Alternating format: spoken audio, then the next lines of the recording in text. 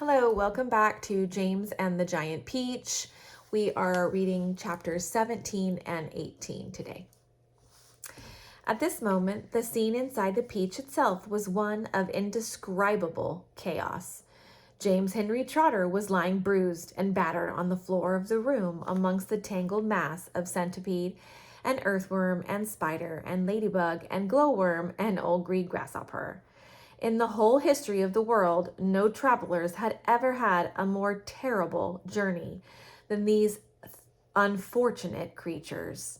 It had started out well, with much laughing and shouting, and for the first few seconds, as the peach had begun to roll slowly forward, nobody had minded that being tumbled about a little bit. And then, with a bump, and the centipede had shouted, "That was Aunt Sponge!" And then, bump again. That was Aunt Spiker. There had been a tremendous burst of cheering all around. But as soon as the peach rolled out of the garden and began to go down the steep hill, rushing and plunging and bounding madly downward, then the whole thing became a nightmare. James found himself being flung up against the ceiling, then back onto the floor, then sideways against the wall, then up onto the ceiling again, and up and down and back and forth and round and round. And at the same time, all the other creatures were flying through the air and in every direction, and so were the chairs and the sofa, not to mention the 42 boots belonging to the centipede. Everything and all of them were being rattled around like peas inside an enormous rattle that was being rattled by a mad giant who refused to stop. To make it worse, something went wrong with the glowworm's lighting system, and the room was in pitchy darkness. There were screams and yells and curses and cries of pain, and everything kept going round and round, and once James made a frantic grab at something and some thick bars sticking out from the wall, only to find that there were a couple of the centipede's legs. "Let go, you idiot!" shouted the centipede, kicking himself free. James was promptly flung across the room into the old green grasshopper's horny lap. Twice he got tangled up in Miss Spider's legs, a horrible business. And toward the end, the poor earthworm, who was cracking himself like a whip every time he flew through the air from one side of the room to the other, coiled himself around James's body in a panic and refused to unwind. Oh, it was a frantic and terrible trip. But it was all over now, and the room was suddenly very still and quiet. Everyone was beginning slowly and painfully to disentangle himself from everybody else. "Let's have some light," shouted the centipede. "Yes," they cried, "light, give us some light." "I'm trying," answered the poor glowworm. "I'm doing my best. Please be patient." They all waited in silence. Then a faint greenish light began to glimmer out of the glowworm's tail, and this gradually became stronger and stronger until it was anyway enough to see by. "Some great journey," the centipede said, limping across the room. "I shall never be the same again," mumbled the earthworm. "Nor I," the ladybug said. "It has taken years off my life." "But, my dear friends," cried the old green grasshopper, trying to be cheerful, "we are there." "Where?" they asked. Where is there?" "I don't know," the old green grasshopper said, "but I'll bet it's somewhere good." "We are probably at the bottom of a coal mine," the earthworm said gloomily. "We certainly went down and down and down very suddenly at that last moment. I felt it in my stomach. I still feel it." "Perhaps we are in the middle of a beautiful country full of songs and music," the old green grasshopper said. "Or near the seashore," said James eagerly, "with lots of other children down on the sand for me to play with." "Pardon me," murmured the ladybug, turning a trifle pale, "but am I wrong in thinking that we seem to be bobbing up and down?"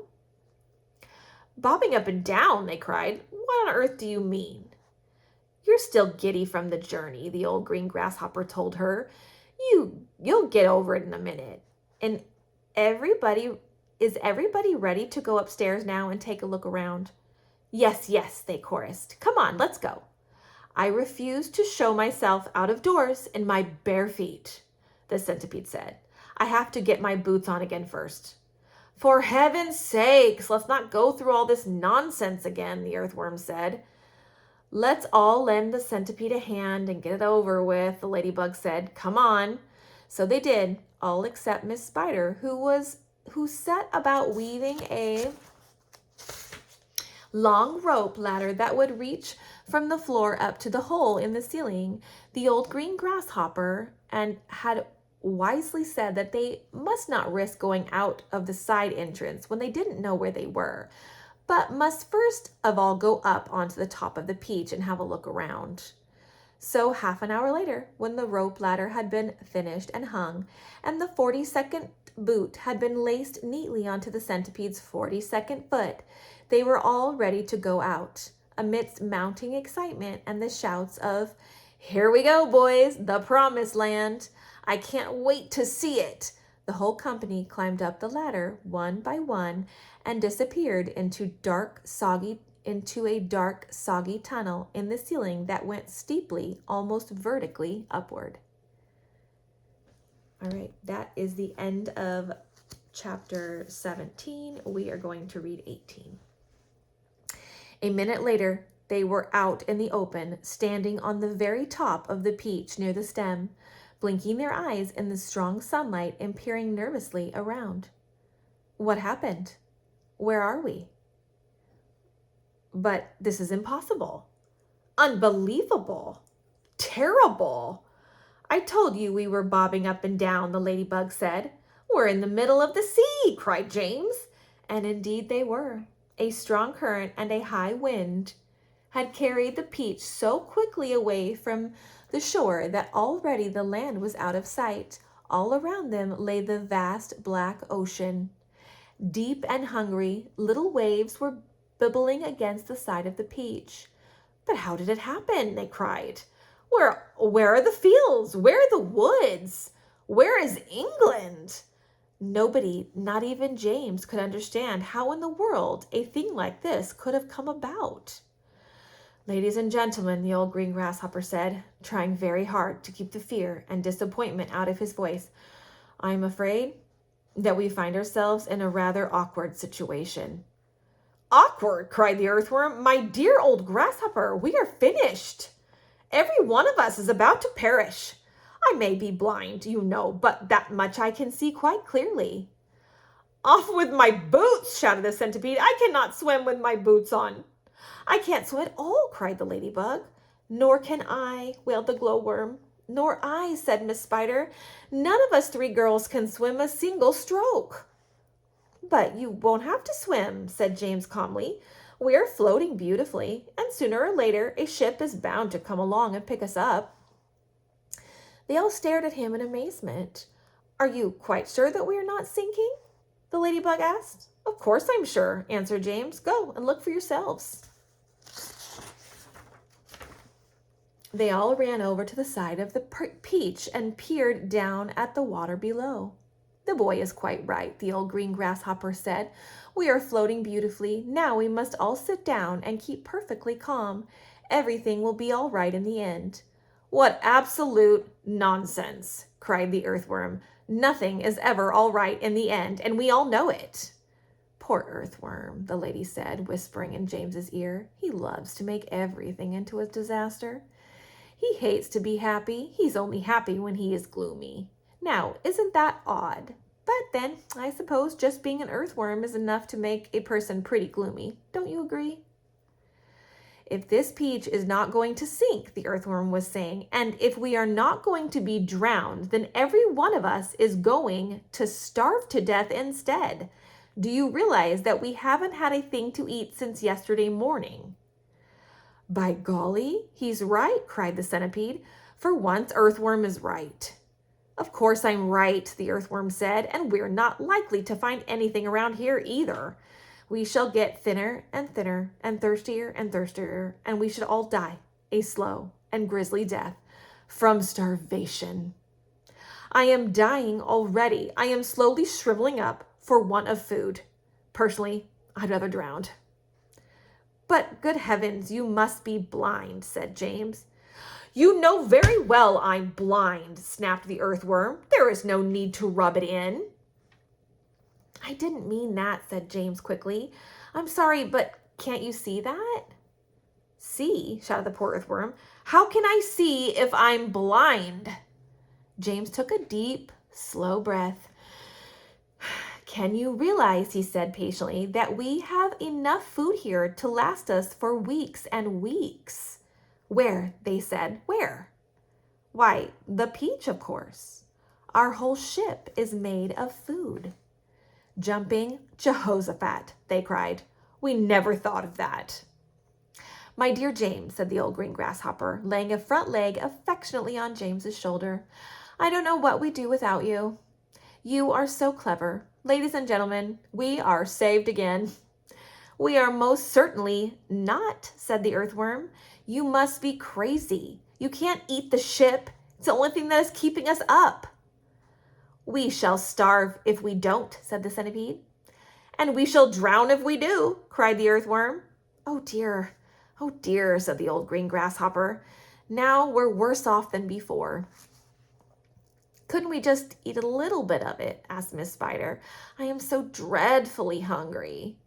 You can eat all you want, James answered. It would take us weeks and weeks to make any sort of dent in this enormous peach. Surely you can see that. Good heavens, he's right again, cried the old green grasshopper, clapping his hands. It would take weeks and weeks, of course it would, but let's not go making a lot of holes all over the deck. I think we better simply scoop it out of the tunnel over there, the one that we've just come up. An excellent idea, said the ladybug. What are you looking at? What are you looking so worried about, earthworm? The centipede asked. What's the problem? The problem is, the earthworm said, the problem is there is no problem. Everyone burst out laughing. Cheer up, earthworm, they said. Come and eat. And they all went over to the tunnel entrance and began scooping out great chunks of juicy, golden-colored peach flesh. Oh, marvelous, said the centipede, stuffing it into his mouth. Delicious, said the old green grasshopper. Just fabulous, said the glowworm.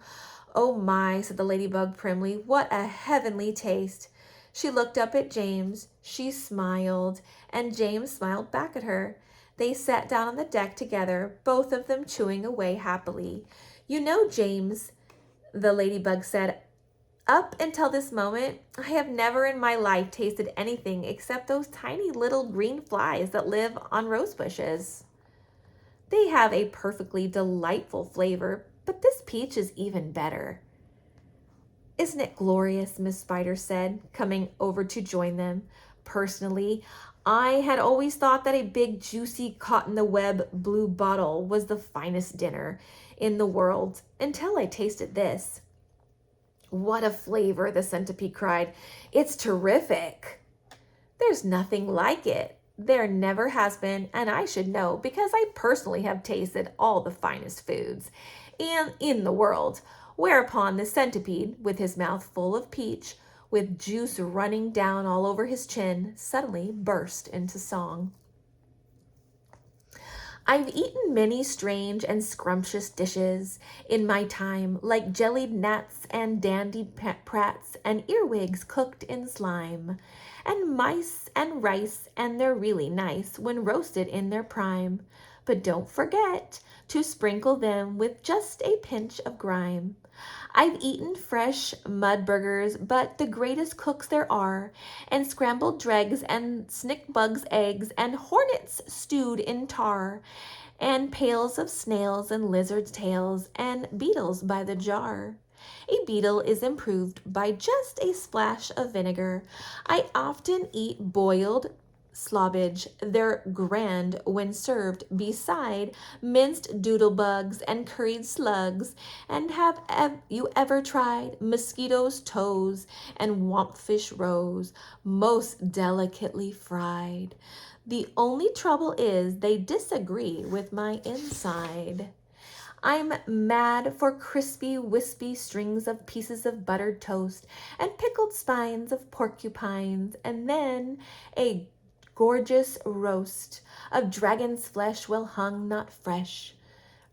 It costs It costs $1 at most and comes to you in barrels if you order it by post. I crave the tasty tentacles of octopi for tea. I like hot dogs. I love hot frogs, and surely you'll agree. A plate of soil with engine oil, a super recipe. I hardly need to mention that it's practically free. For dinner on my birthday, shall I tell you what I chose? Hot noodles made from poodles on a slice of garden hose, and rather smelly jelly made of armadillo's toes. The jelly is delicious, but you have to hold your nose. Now comes the centipede declared, the burden of my speech. These foods are rare beyond compare. Some are right out of reach, but there is no doubt I'd go without 1,000,000 plates of each for one small mite, one tiny bite of this fantastic peach. Everybody was feeling happy. Now the sun was shining bright out of a soft blue sky, and the day was calm. The giant peach, with the sunlight glistening on its side, was like a massive golden ball sailing upon a silver sea. All right, that's the end of chapter 18, and we will have you come back for chapter 19. Bye.